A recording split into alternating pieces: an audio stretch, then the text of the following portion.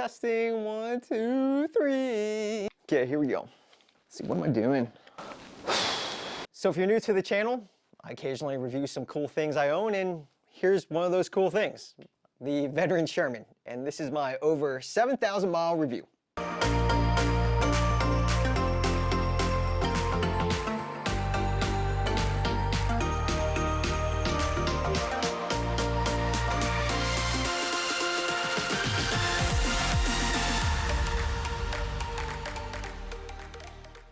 So for those of you who don't know, this is an electric unicycle. They self-balance forward and backwards, but not side to side. So there is a learning curve to it. It took me about a week to learn, but it took this guy that I know a couple days. He got this thing, and the next thing he's out riding around and controlling a remote control car at the same time. This guy. There are a few reputable companies out there that mass produce them. There's Leopard King Song, Bugatti, InMotion, just to name some of the most popular ones out there. So many different models with different battery capacities and varying top speeds and torque. Some even with suspension now. Such a wide variety, there's surely something out there for everyone. So this is my Veteran Sherman from Leopard King. At the time, it had one of the highest, if not highest, battery capacities at 3,200 watt-hour with a 20-inch wheel, 100 volts, and a top speed around 50 miles per hour at full battery. It was also one of the heaviest at 77 pounds. I've had the battery percentage down to under 20%, and it was still able to go 30 plus miles per hour without any issues. If I remember correctly, it was one of the first EUCs, or electric unicycles, to have an onboard LCD screen to show the speed, battery capacity, and voltage. There's various buttons here to turn the wheel on and off, turn on the headlights, or blinking LEDs, and buttons to scroll through the menu where you can adjust various settings such as tilt angle and ride modes such as hard, medium, or soft. For example, soft mode allows the EUC to tilt a little bit in the direction of the force applied to the pedals. Hard mode is just the opposite, where it doesn't give as much when you apply some force. Soft mode felt pretty good to me, so that's basically where I stuck with it, and every rider has their own preference.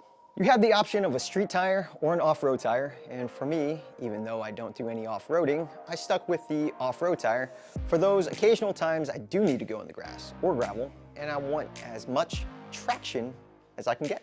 This EUC was also, I believe, the first to offer some sort of protection with these bars located on each side of the wheel, where I've attached motorcycle frame sliders. It offers some protection to the wheel, but also more importantly allows me to stand it up for easy storage. These bars also make it easy to attach accessories. I did make a few upgrades to the wheel to make it more comfortable for me to ride, such as this 3D printed mount with a Luna e-bike seat on top. I integrated this GoPro mount to the front to act as a dash cam and added a spot to place my Garmin Varia radar, which I use to give me audible alerts and, if I wanted, visual of any cars coming up quickly behind me. I added spiked pedals to keep me locked in while standing, and I'm just using some generic power pads to help tap into that power of the electric unicycle easier. It took me 2 unicycles to figure out that this is what I wanted. I started out on an InMotion V10, and then quickly learned I wanted some more speed and range, and got the Bugatti, which is a formerly known Gotway, Nikola Plus. Soon after that, I wanted a safe overhead and got the Veteran Sherman, which I've been riding for the last 3 years. I found that cruising on the road for long distances was my style of riding. I didn't find myself needing to have a lot of torque immediately, and I don't do any kind of off-roading that much, or ride on any terrible streets, so the suspension wasn't something I felt like I needed either. One of the main critiques of the wheel has been the pedal height, but it is something I've never wished was any different. For me, the pedals being a little lower to the ground has made me feel a little bit more stable at higher speeds. The torque has also been something that a lot of people have found to be lacking, but I honestly haven't found the need for a torque beast. Usually my rides end up being around 40 miles, and I've got around 50% battery life remaining, which gives me confidence and no range anxiety to make it to where I need to go while still being able to travel over 30 miles per hour, under 20% if I needed to. Okay, so what do I think of the Veteran Sherman? Well, I like it. No, I love it. I've been riding it for over 3 years and I haven't thought about getting anything else. It's a great wheel. Want to go long distances? This is it for you. Don't care about suspension? This is it for you.